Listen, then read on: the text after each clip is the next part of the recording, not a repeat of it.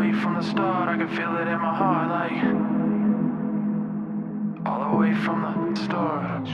Hey, what's going on out there? I'm Sean Devine. Today I've got a cool new tutorial for the producers out there. I've been getting a lot of questions about how to make dark synth bass lines and dark synth bass sounds using various synthesizers.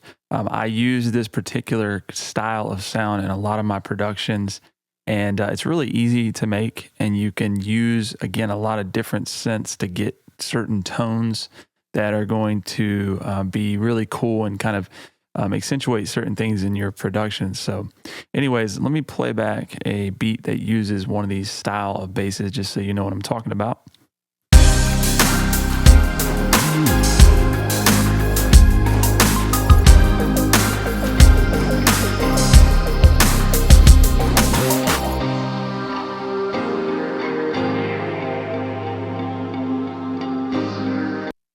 So it's just that big, wide, kind of wobbly bass that, the filters being modulated a little bit, and then we've got some bending going on. But I'm going to show you exactly how to get that sound on a couple of different synths, because many of you, comment on the videos and you say, I don't have that synth, try to do it with a different one. So I've got 4 different synths that I'm going to create that type of sound with. The first one is a synth called Sunriser. I got this not too long ago, and it's a really affordable synth. It's a replication of the JP8080, which is actually a synth that I used to own. And this does a really good job of the supersaw oscillator that was in that synth. But I'm going to make the dark synth with this one first. So we've got an initial patch. So let's go ahead and get down there. Now we want to go over to our oscillators, and we're going to be using this top oscillator here. Let's turn our width up, and we're going to turn multi on 1 and 2.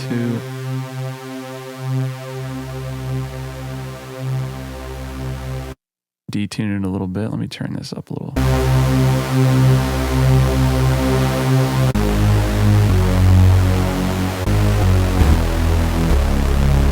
So now we got a really big, thick, basic sound there, which is the essence of where this is going to come from. Now, the other key part of this is the filter. So we want to have a really dark, low-pass filter on it. So I'm going to open up Analog Low Pass 12, and we're going to adjust the cutoff and the resonance. So we'll go ahead and put the cutoff. Let's try maybe somewhere in 500 or so.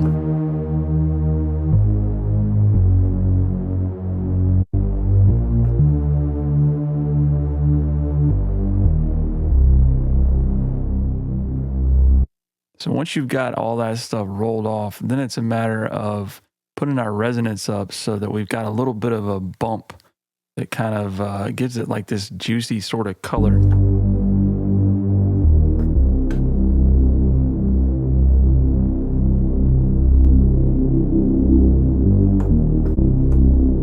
Yeah, that sounds better.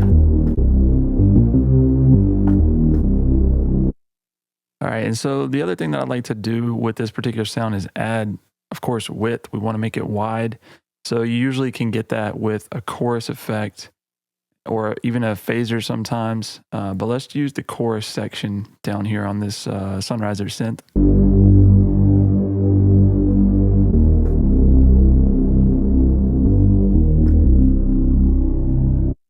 All right, and then the last thing that we need to do is we're going to go ahead and make this a mono or solo mode patch here, so we can only play one note at a time. And then we're going to adjust the gliss time over here, the legato, or the bend, whatever you want to call it,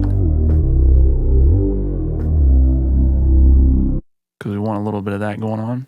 Now let me just play that back with this little melody that I've put together.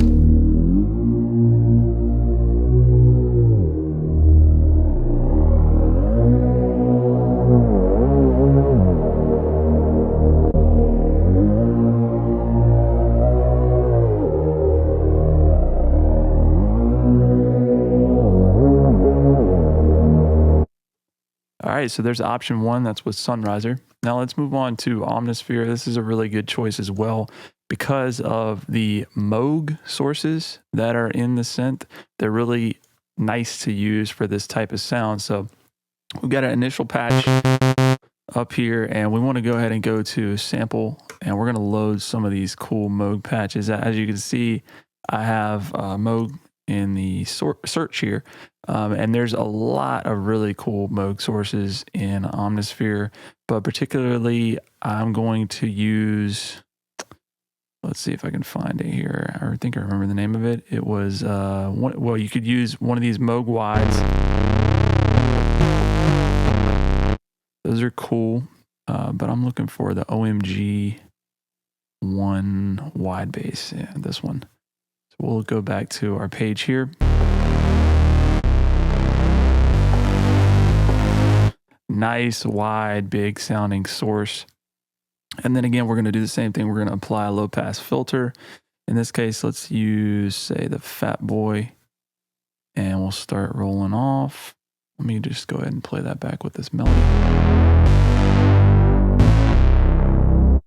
And we need to put on single voice. So we'll hit solo, turn on our glide a little bit.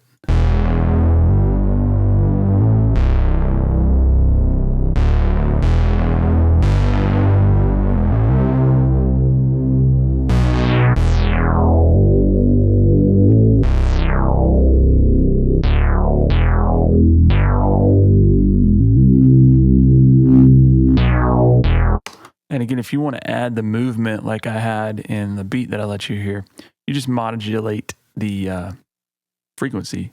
So we can just modulate the cutoff with the wheel. So we'll just adjust that.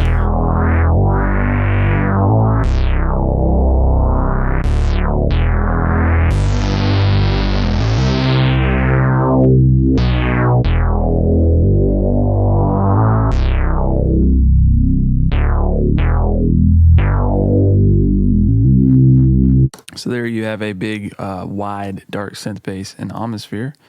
The next one that I have for y'all is, it's in Urban Dreamscapes. If you don't want to do any programming, I have a lot of these types of sounds in the Urban Dreamscapes bank. So this is one of them. It's called Make Robert Proud. I use this one in a lot of my beats, so this is probably the sound that you're hearing most of the time.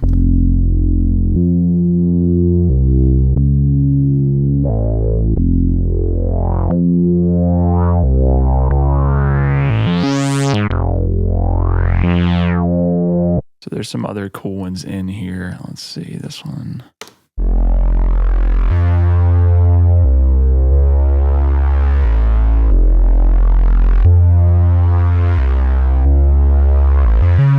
All right, so finally, let's make a Dart synth bass using a stock plugin in Logic. I have the ESM pulled up, which is just a monophonic synth in Logic Pro. And very basic, but we're going to dial in something really quick for it. So let me just go ahead and go to Recall Default, and we'll have just kind of like a TB303 type of sound here. So I'm going to first adjust this oscillator knob here.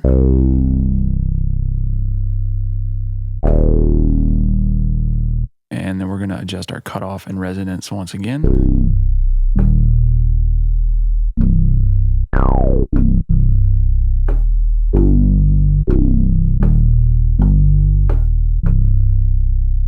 And we have our glide control here. We'll turn it down just a bit.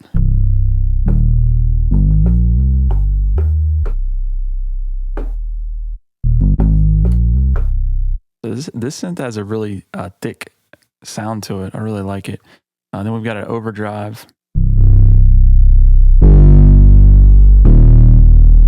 So we'll add that, and let me turn this down to, and let's play that back with our melody here. I'm going to turn it down a little bit.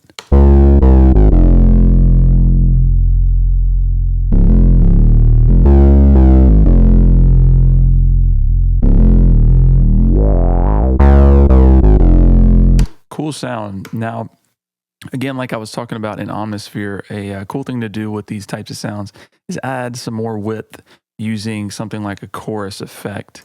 And in this case, I'm going to pull up our Sound Toys Micro Shift. This is a cool plugin to use for some width. So we're going to select Style 2.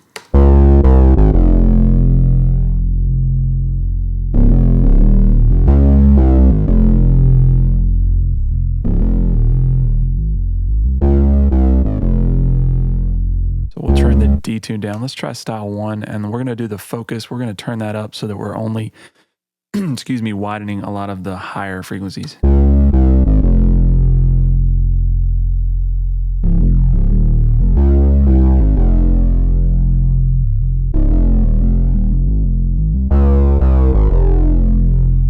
So some very fun sound design possibilities with this dark synth bass type of sound. You hear it in a lot of different productions, and it's a lot of fun to use, adds a lot of interesting things in the low end, adds width, and again, it's really easy to make. So I hope you all enjoy using this. I hope you learned something. If you have any questions or comments, feel free to leave them below, and we'll talk to you soon.